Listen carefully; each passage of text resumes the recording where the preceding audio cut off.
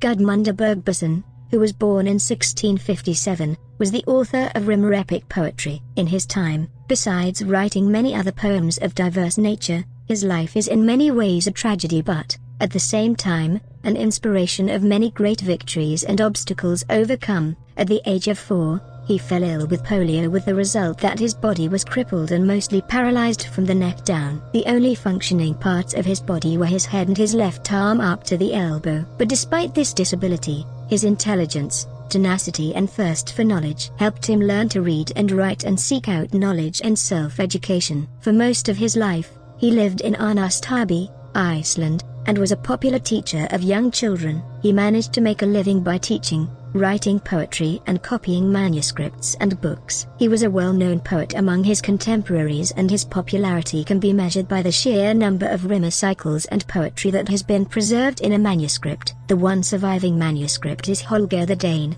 composed when he was 23 years old, which is preserved in his own handwriting. Another sign of his popularity and the respect that his contemporaries showed him is the number of folk tales that deal with the cause of his disability and his powerful poetry and knowledge, which were seen as manifestations of magical powers.